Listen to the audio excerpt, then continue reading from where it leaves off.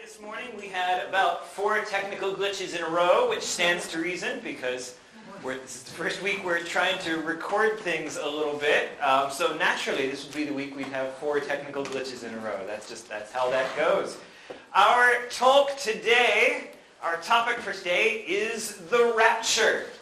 With a question mark on it. We'll come back to that in just a minute. More generally today, we are moving into dispensationalism week. So you remember, of course, that our topic for this series is to look at Revelation from a variety of views, right? Today we are going to be focusing on an area in which the dispensationalist view in particular takes a little bit of a different interpretation from some of the other models. One piece of this, we're going to be looking back at what we did last week with the letters to the 7 churches. And then we'll be pushing forward from there into the idea of the rapture. Now, I want to begin there by saying, let's begin by defining what we're talking about, right? So we've given a definition of some of the key marks of dispensationalism as a perspective here. Can someone remind me of some of those? Help me remember how we distinguished it from some of the others. God works in distinct spiritual economies in different ages throughout history. Well said, Dan.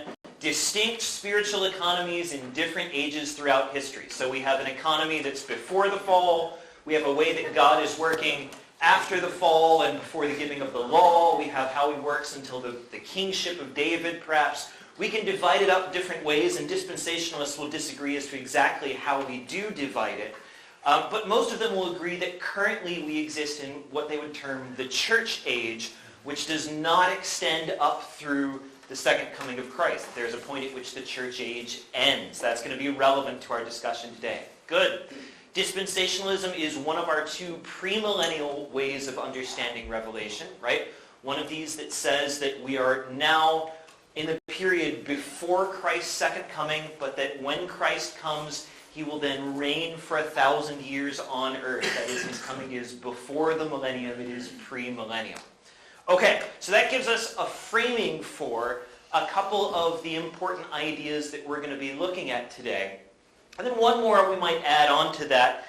With the idea that the church age does come to an end, is an idea that God's promises to Israel in the Old Testament must all be fulfilled directly to Israel, right? So that there remains an important role for national Israel yet to be fulfilled.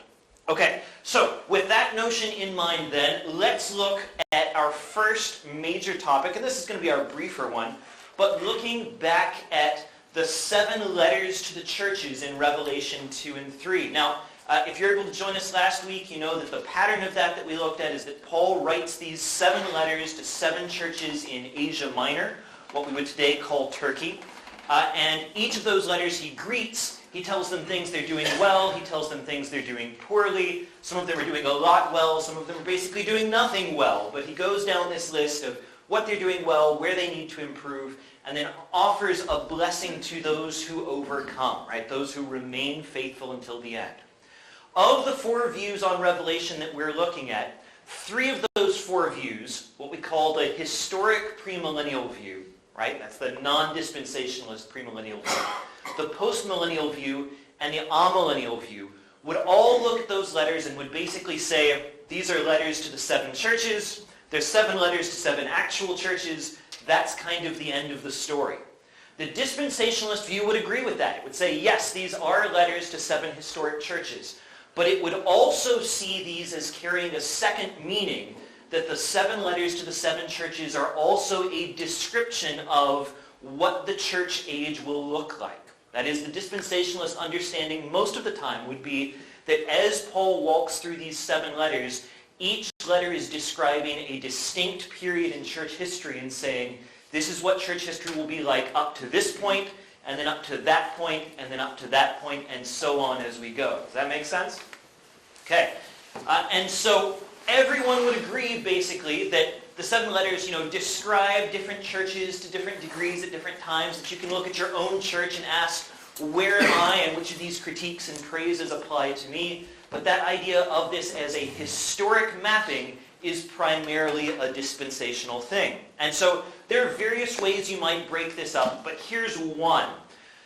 If you remember the church in Ephesus, Paul reproves them and says, you have lost your first love, right? You've done many good things, you're bearing up under persecution, but you have lost your first love, and you need to recover your first love. And a dispensational understanding here would say, Ephesus in this is the earliest church, the post-apostolic church that initially is so full of fire and growth, now are beginning to lose their first love for Christ. The suffering church, right, Smyrna, the second church here, to whom Paul writes nothing but encouragement. He says, Smyrna, you are bearing up under persecution, you're bearing up even unto death. Here we see the church, the argument runs, here we see the church up through about 300 AD. These are the periods when the church historically faces the most intense persecutions, right? The greatest times of suffering are during this period, and so Smyrna then matches to that couple of hundred years of history. You may recall that around 300 AD there's a big change, and the change is that the church is adopted, that Christianity is adopted as the defining religion of the Roman Empire, right? So under the reign of the Emperor Constantine, we see Christianity adopted as a state religion. This is basically the end of the church persecutions that have run up to this point. And in the dispensational understanding, this matches with the idea of the church in Pergamum, the church that's been tempted by the ways of the world, just as the church in Constantine's day is tempted to compromise with the imperial power, right? To become kind of seduced away from its primary mission by this call to empire. This is a primarily Protestant perspective, which then skips forward a ways after that and says, well, the next 1,000 years or so of church history are the church surrendering to the leadership of that woman Jezebel that Paul warns about in Thyatira. Who is that woman Jezebel? It's the Roman Catholic Church, right? That's the understanding here, is that the fall to Roman Catholicism is what's being described there. Then the church has Reformation, right? In 1500 we have Reformation. The church has false life, runs the understanding, but it's being called back to true life, to a time of the Reformed and genuine church. Here again, the church in Philadelphia, who persists, right? They endure through all things. Paul has no critique of them.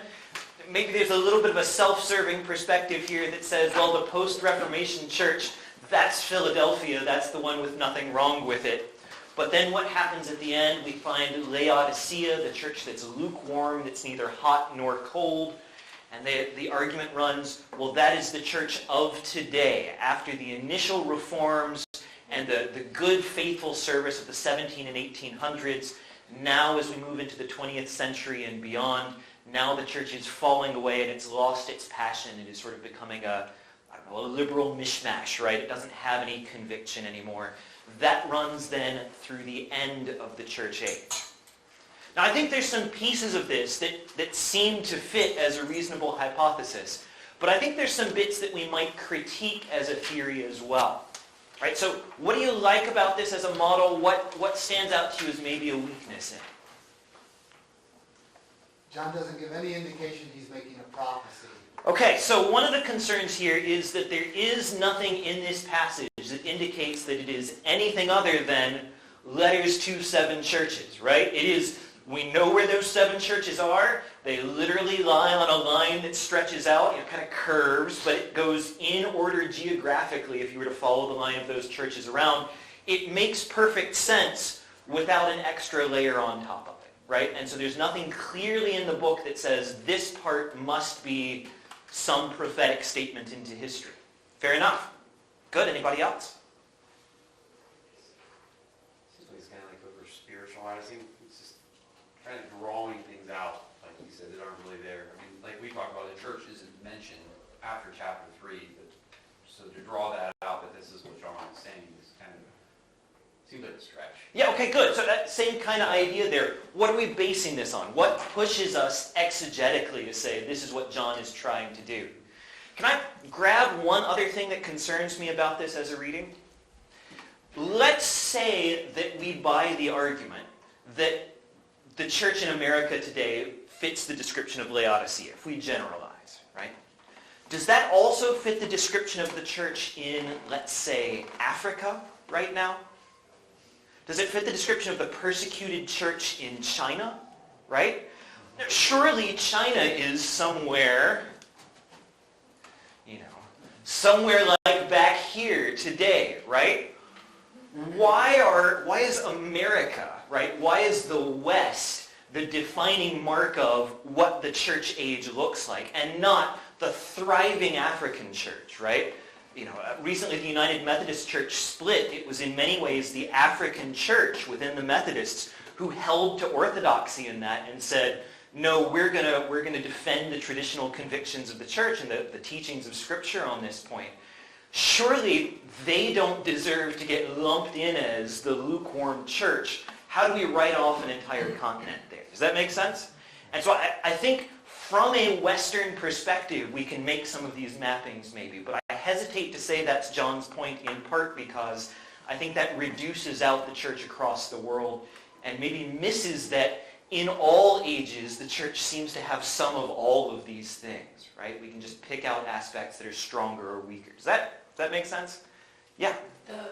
Last week, when we went through how each of the critiques or the positives about each of the church lined up so pristinely with the nature of the city, for that to also be true of ages of time is pretty uncomfortable, because for example, that would be saying, Ruth, you're a friend, and then saying that anybody who's named Ruth for the rest of the world is also a friend, and applying these definitions that fit perfectly to the original city or the original person to these lengths of time when we don't have that indication. Yeah, I think that's fair. That if we look at what John has to say about the churches, it really is a good fit for who the churches are in that moment in time. But it is more difficult. It is a trickier thing than to say, well, can we also map this to an age in history? And again, that seems like it's simplifying in some ways that we don't have to worry about if we map it just to the actual churches. And so I'm not going to say there's no element here. Again, right, the historic interpretation of Revelation has been a very popular one down through the years. But I think there's some challenges that this view has, and that it does have some risk of really cutting out some breadth of the church experience through history and just grabbing one narrative and saying, well, that's the one that matters and the others don't. And that concerns me about this a little bit. So yeah, a good point. Okay, so let's follow that forward. Yeah, Allison. Doesn't that also imply that we're in the last age? It does, doesn't it? Yeah, right. If we are in the seventh church right now, this has to be the ending. It does not allow any space for a further development in church history. There cannot be, for instance, radical reformation again, right? A radical calling of the church back to faithful service because we're out of churches and there's not an eighth church that starts doing a great job again, right? So I think it ties nicely. If you remember one of the things that we've talked about, dispensationalism as a perspective doesn't emerge until 1830, right? And so it kind of comes in at a point where we're moving into that seventh church. As we've now been in that theoretical description for a couple hundred years now, is there no room for something to come next, or do we have to be at the end for the narrative to work here? Yeah, good. Okay, under that model though, something interesting does happen that we had mentioned, that he stepped out, I can't point at him, that we had mentioned just a moment ago, that is right at the end of chapter 3, that last letter to the churches closes, and that is the last time that we hear the word church mentioned anywhere in the book of Revelation. We will not find the church, at least under that label, anywhere further going forward. And that brings us to our main topic for today. What happens to the church, right? Does anything happen to the church? Is there meant to be any implication there? Again, the dispensationalist reading here, and I focus on them just because this is very much a distinctive of that interpretation, is that this is the moment of what's typically termed the rapture, right? Now, let's unpack that a little bit. When we hear the word rapture, we think something glorious, right? Like, rapture is delight, rapture is excitement, right? That's how we use the word. But the root word here actually comes out of the Latin. It means something like to snatch away, to seize. And that's the original sense of the phrase.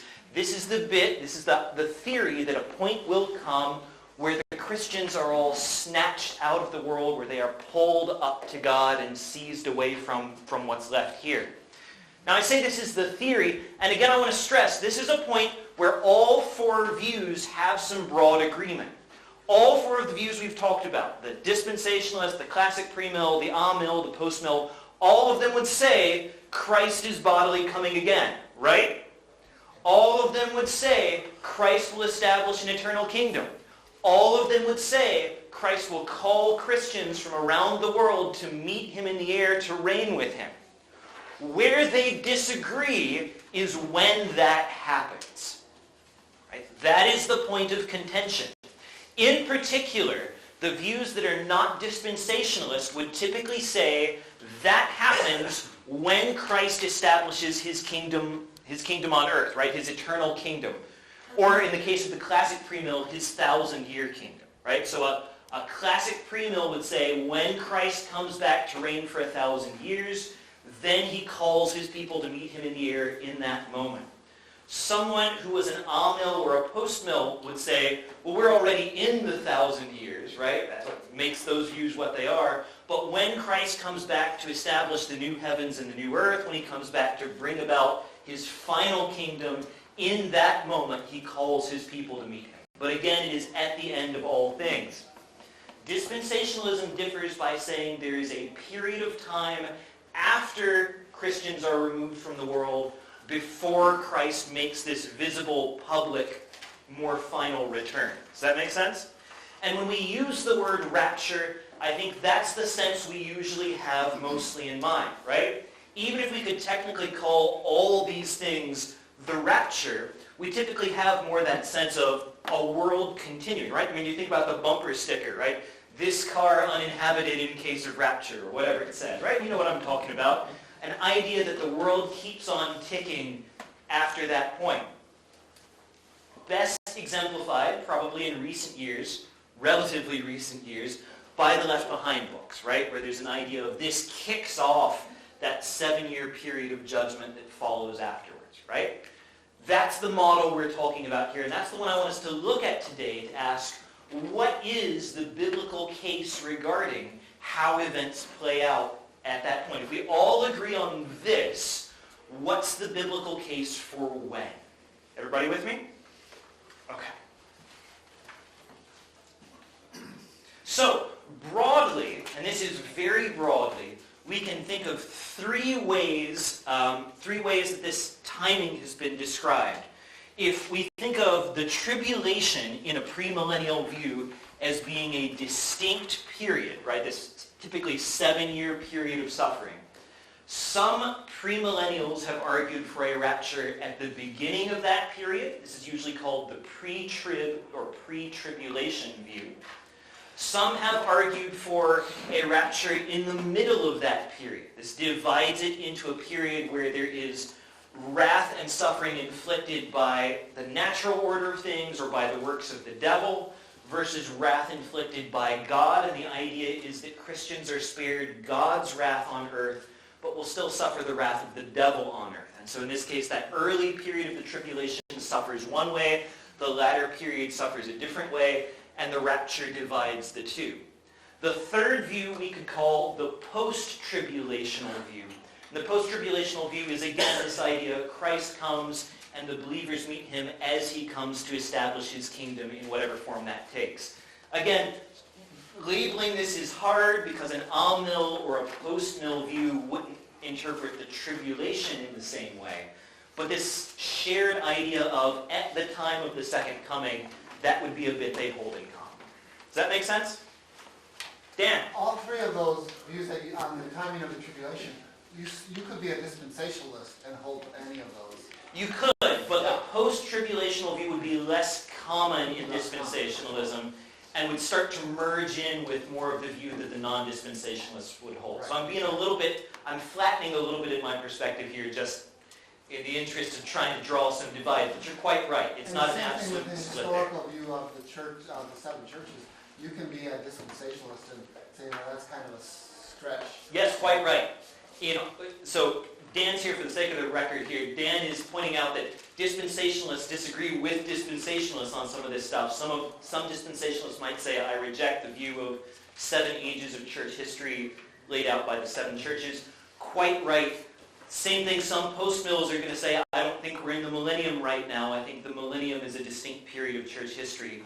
All of these things we can break down into smaller and finer groups and say, I describe myself as an X, but I don't agree with all of the things you're saying group X holds. And that's absolutely fair to point out. It's just too many shades of possibility to catch all of them. But you're absolutely right. These are not absolutist views. I would say, though, that they're characteristic of dispensationalism, right? That they're distinctive of at least some dispensationalists that they would hold to it, whereas you're going to find almost nobody outside dispensationalism who would. Is that fair? That's fair, although the people who have been writing since Charles Ryrie, they would not be taking the historical view of those churches. So one of the nuances we've skipped over is that there's a variation on dispensationalism called progressive dispensationalism. And I think that's sort of the idea you're getting into, is that post-Charles Ryrie, kind of outside if Ryrie is the left-behind model, there's this other model of dispensationalism that sits a little bit halfway between it and classic premillennialism. And I really haven't addressed that model at all. Okay. Is that fair? That's fair. Okay, yeah. Again, we would be here when these events play out. if we shave it in as much detail as certainly we could.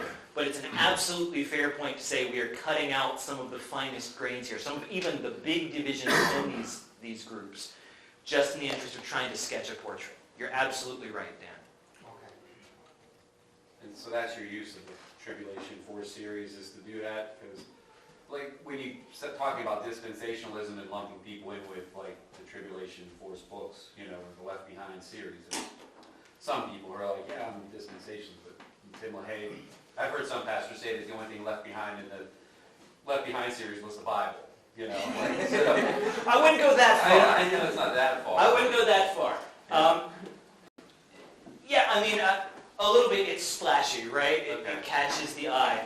I am absolutely oversimplifying. That is absolutely true. I don't know any other way to cover this but to oversimplify some of it. And for everybody, and it's probably everybody in here at one point or another where you go, well, shoot, that's not really fair to my, exactly where I land on this. You are 100% right. I'm not being fair to where you land on this, and I'm sorry. But I can't do anything else. Feel free, gentlemen or anybody else, feel free to catch me at some point here as we're going forward and say, yes, but, and put some nuance into it like the two of you are doing here. Because absolutely right, these are broad strokes and they are missing some significant divisions that exist here. Is that fair? Mm-hmm. Yeah, all right, good. Good. I think also part of the problem is, when you're going to talk about things in these type of terms, you have to define them as categories. So there's a dispensationalist view, which was defined by certain people and perpetuated. But it's clearly possible to believe that there are such things as dispensations without being a dispensationalist in the way Sure. you're describing. So In the simplest form, just because you believe in dispensations doesn't make you a dispensationalist the way we're defining it here. that's absolutely right. So run with that idea. Just because you believe God has worked in different ways in different times, that is that there are different dispensations, doesn't make you a dispensationalist as we're describing it. For a simple version of that, we basically all believe there's an old covenant and a new covenant, right? Does God work differently in the old covenant than he does in the new covenant? Sure he does. He says outright, the book of Hebrews starts with a declaration that God worked at one way at one time and another way at another time, right? We all believe that. Are we all therefore dispensationalists? Well, no, right? We have to kind of describe a core thesis of one of these movements and say, that's a strain of it, and then there are lots of other threads crossing out lots of different ways from there. Yeah? I'm realizing there is not a prayer I'm going to finish these slides by the end of today, and that is okay. These are good conversations to have. I saw a hand. Thinking about it? No. Okay. Everybody good for the moment? Anybody else want to jump in? Because this is a good time for it. You might as well pile on, Norman. We're all going to do. All right, I'm going to move to my next slide. Here it comes. Here's the arrow. There we go. I'm going to actually jump forward a couple of slides.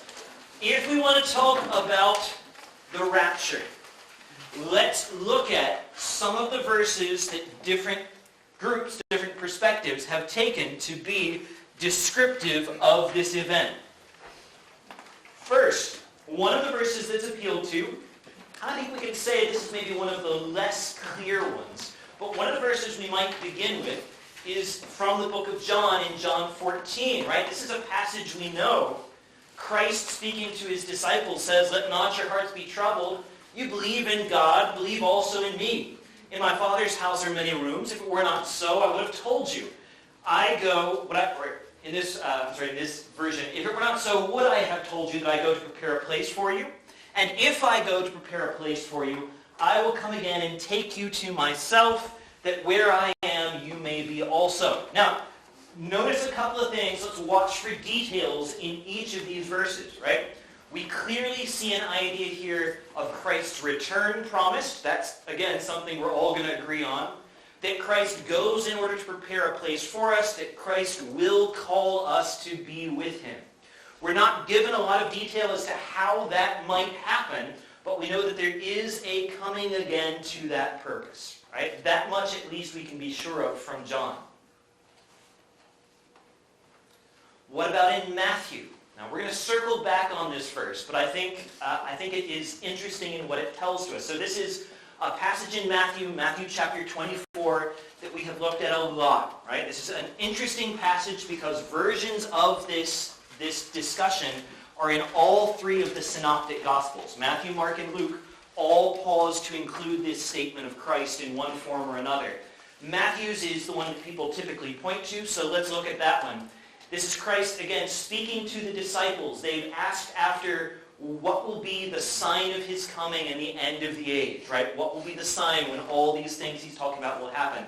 And as part of that discussion, he says to them, "Immediately after the tribulation of those days, the sun will be darkened, the moon will not give its light, the stars will fall from heaven, the powers of the heavens will be shaken. Then will appear in the heaven the sign of man, the sign of the Son of Man. And all the tribes of the earth will mourn, and they will see the Son of Man coming on the clouds of heaven with power and great glory. And he will send out his angels with a loud trumpet call, and they will gather his elect from the four winds, from one end of heaven to the other." So, we have now a more distinct discussion of that idea of Christ coming and bringing us to where he is, right? This notion that there will be an event, the trumpet call, right? The call of God that will gather the elect seemingly all at once from the four corners of the earth and bring them together to be with him when the Son of Man comes on the clouds of heaven. When this happens. What else do you notice here? What details stand out to you in this description? Okay, this is after the tribulation of those days, right? There are descriptions in here of the sun is darkened, the moon gives no light, the stars fall, the sign of the Son of Man appears in the heavens, and then he will send out his angels to gather everyone together, right? A similar description happens a couple of verses later. "Concerning the day and the hour, no one knows, not even the angels of heaven nor the Son, but the Father only. For as were the days of Noah, so will be the coming of the Son of Man. For as in those days before the flood, they were eating and drinking, marrying and giving in marriage, until the day that Noah entered the ark, and they were unaware until the flood came and swept them away. so will be the coming of the Son of Man. 2 men will be in the field, one will be taken and one will be left. 2 women will be grinding at the mill, one will be taken and one will be left. Therefore stay awake, for you do not know the day your Lord is coming.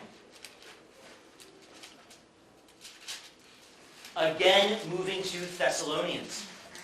In 1 Thessalonians, Paul writes, "We do not want you to be uninformed, brothers, about those who are asleep, so that you may not grieve as others who have no hope." Asleep here being dead, right? Don't grieve over those Christians who have died, says Paul. Some of the Christians in Thessalonica apparently are worrying, what about dead Christians? Have they missed it, right? Are they just dead forever here? And he says, no, don't worry about them. Don't grieve for them. For since we believe that Jesus died and rose, even so, through Jesus, God will bring with him those who have fallen asleep. For this we declare to you, that we who are alive, who are left until the coming of the Lord, will not precede those who have fallen asleep. For the Lord will descend from heaven with a cry of command, the voice of the archangel, the sound of the trumpet of God. The dead in Christ shall rise first. Then we who are alive, who are left, will be caught up with them in the clouds to meet the Lord in the air. Here we have a more clear statement of this idea. So we saw before an idea of Christ gathering from the 4 winds, right? Gathering his elect from all over the world. Here we have that idea of meeting Christ in the air that we have not perhaps seen as clearly in those other passages. Again, in 2 Thessalonians, Paul writes to the same church, "Concerning our being gathered to him, we ask you not to be shaken in mind or alarmed by any indication," right, a word or a letter, "to the effect that the day of the Lord has come." So he says the day of the Lord has not yet come. If somebody's been writing to you saying, God's come back and you missed it, they're wrong. Don't be worried by that. Don't let anyone deceive you. For that day of his coming will not come unless rebellion comes first, and the man of lawlessness is revealed, the son of destruction, who opposes and exalts himself, so that he takes his seat in the temple of God. Don't you remember that when I was still with you, I told you these things? And now you know what is restraining him, so that he may be revealed in his time. So, again, Paul has this discussion of our being gathered to Christ, right? And he gives conditions for that period. He says, here's how you may know you have not missed that, because of these other events, right? Because you must see these other things happen. Does that make sense as a notion? Okay, I'm going to pause there for a moment. Anybody questions, thoughts on any verse we looked at here? Yes? When he says he takes his seat in the temple of God, Yes. does that not imply the rebuilding of the temple in Jerusalem? So that's a good question. When it says that he, and he here grammatically is presumably the son of lawlessness, the man of lawlessness, right? It's not Christ, it's this figure here. When it says that he will take his seat in the temple of God, proclaiming himself to be God, doesn't that imply a rebuilding or a re-existence of the temple? And the answer is, maybe. Okay? Some possibilities. If you are a preterist, remember the preterists believe in an early 1st century fulfillment of most of these prophecies. If you are a preterist, this is fulfilled in the 1st century before the destruction of Jerusalem with the temple that exists in that time. The usual preterist interpretation, and as we've been discussing, there's all sorts of variations here, right? But the usual preterist interpretation is that the man of lawlessness is connected with the Emperor Nero, and that while Nero does not literally take a seat in the temple, certainly he does declare himself to be God. There are oppressions of the Jews within the Jewish sacrificial system performed by the Romans. That's actually one of the things that kicks off the Jewish rebellion that leads to the destruction of Jerusalem, is that the Romans come in and they take the money out of the temple, they perform pagan sacrifices on the doorsteps of Jewish synagogues, that this kind of Roman encroachment on the temple may be part of what's being described here, and that it's not a literal seat in the literal temple, but there is a literal temple at the time of fulfillment here. That's a possibility. Another possibility is that this might be again, kind of a metaphorical sense of, the temple of God as being a corruption of the church, right? Or being a claiming of a place of authority of worship in the place of God more generally, right? And not a literal physical building. Another possibility is that it might be a literal physical rebuilt building, right? There's several, again, that's not exhaustive, but that's several ways that we might understand that Christians will argue for as readings of this passage. Does that answer what you're asking? If you think it's future and literal, then there's got to be a temple and there's got to be a guy in it, right? I think there's a decent argument that says the most natural expectation of Paul's readers hearing this would be a literal temple with a literal guy in it. Whether that's the right one or not is something people would argue. Does that answer? Yes. Yeah, good question. So, what is the contemporary view of the afterlife at the time of these passages? Because when reading some of these things, like there's a possibility that you could read a concept of like purgatory in there and saying that you're not, the return of Christ is everybody now being like united into the presence of God rather than like this sense that you're gonna, the typical reading that we've just been discussed. So how does like the view of death and the view of afterlife kind of impact how we look at some of these passages? Okay, great question. What at the time is the understanding of the afterlife? How is that going to shape the way that we maybe read some of these passages? Catch your question there? Yes. All right, so the answer, as far as I understand it, right, and this is not a place where I'm expert, where I've prepped for today, but I'll give you as best I can, is that I think it would be a mistake to say that there is any singular view of the afterlife during this time, right? You can see this even within Judaism. Think about Christ's dialogues with the Pharisees and the Sadducees, right? The Pharisees, who accept the whole of the Old Testament, believe in a resurrection of the dead on the strength of some things that are said there, right? And can we say bluntly, the Old Testament doesn't have a lot on resurrection, right? There are a handful of passages you can point to in the Old Testament that point to a resurrection of the dead, but it is a little thin on the ground, right? Job has some great declarations. After my skin has been destroyed, yet in my flesh I will see God, right? David has some declarations that seem to indicate a confidence of a life with God after the grave. But there's a lot of just, then I will sleep in the grave, and I will be at rest, and I'll be at peace there. Again, Job has some of that too, right? The Pharisees look at that and they say, we think there's a resurrection, we believe in some future revitalization of the dead, that they will not just lie in the grave forever. The Sadducees don't, right? The Sadducees only accept the first 5 books of the Old Testament, the books of Moses, and they would reject any kind of future, particularly bodily resurrection, right? So they come to Christ with these questions about the one man who has 7 wives, or it's the one wife who has 7 husbands. I'm getting that backwards. The one wife who has 7 husbands, and whose husband will she be in the resurrection? Where they're trying to catch him in the idea that resurrection is a silly concept to begin with, right? And so even within Judaism, you've got these distinct perspectives. Outside Judaism, the Greeks think resurrection in general is kind of a silly idea, right?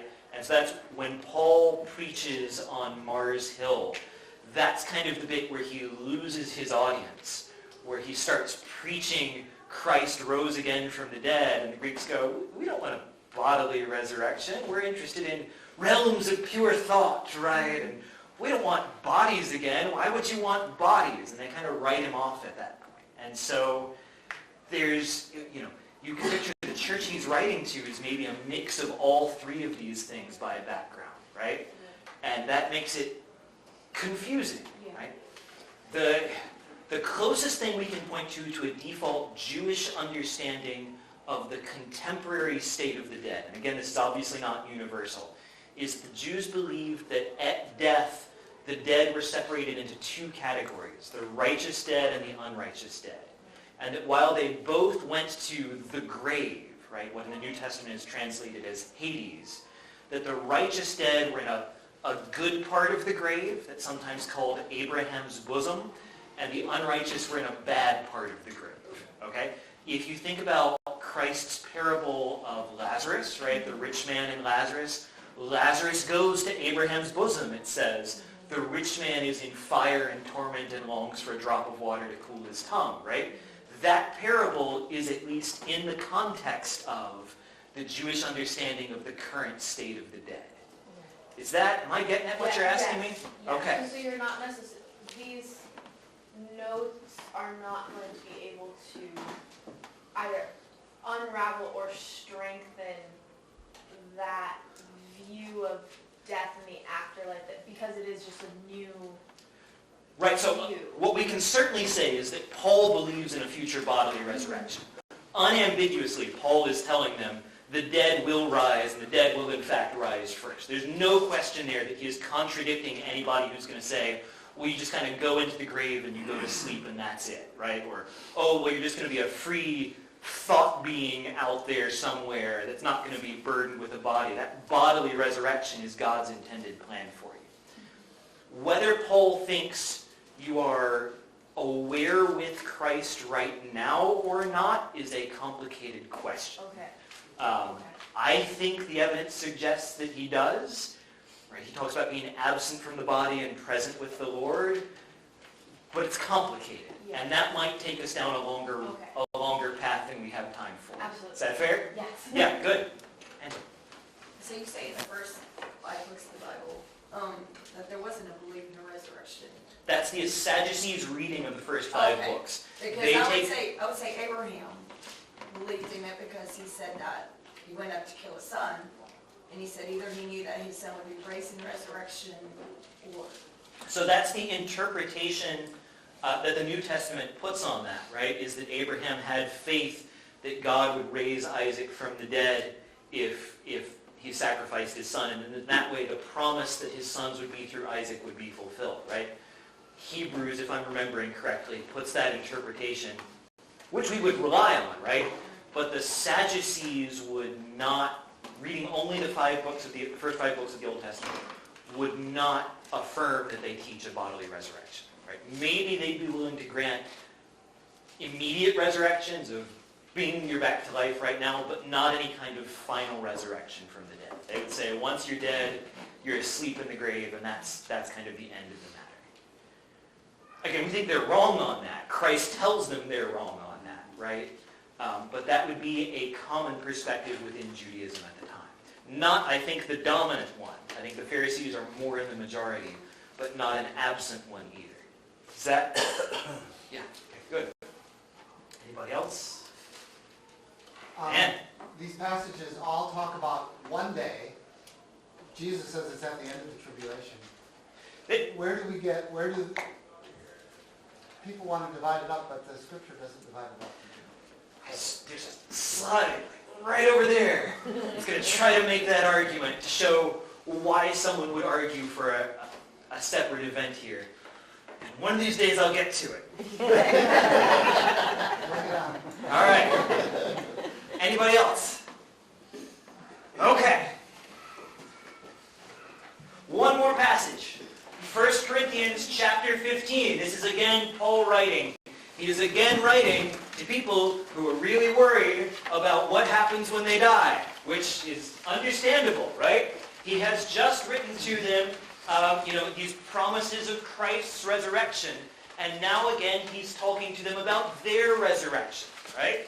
I tell you, brothers, he says, flesh and blood cannot inherit the kingdom of God, nor does the perishable inherit the imperishable.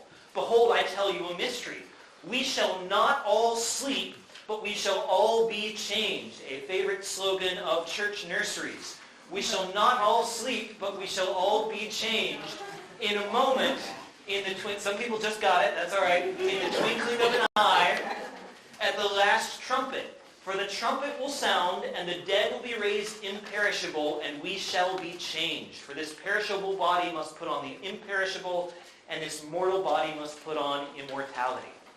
Right, so again, an idea of an instantaneous change in the twinkling of an eye. that maybe we haven't caught quite that sense of previously, right? That this is something rapid happening. Again, this idea of the trumpet sounding, the dead raised as part of this. Okay. That is not exhaustive, but those are many of the passages that people think of when they think of these events. What about in Revelation? Well, that's hard, because Revelation does not include anything that unambiguously says, at least early in the process, that the elect will be gathered up from the four corners of the earth. There's not a clear point in the early chapters of Revelation where you can say that definitely happens right here. There might be a point in the late chapters. We'll come back for that in a bit. But the early bits, well, what do we have? Well, we have, as we've said, the disappearance of the church, or at least of the word church. We have, in Revelation 3, a promise from Christ to one of the churches where he says, because you've kept my word about patient endurance, I will keep you from the hour of trial. If you're inclined to believe in an early rapture, right, that might be an indication of a promise here. Maintain with patient endurance, and I will keep you from the hour of trial that's coming on the whole world. How might Christ keep them from that hour of trial? Potentially through an early rapture by a removal before the hour of trial. But you're not going to get anything a lot more concrete than that in the early chapters of Revelation. I think that's interesting.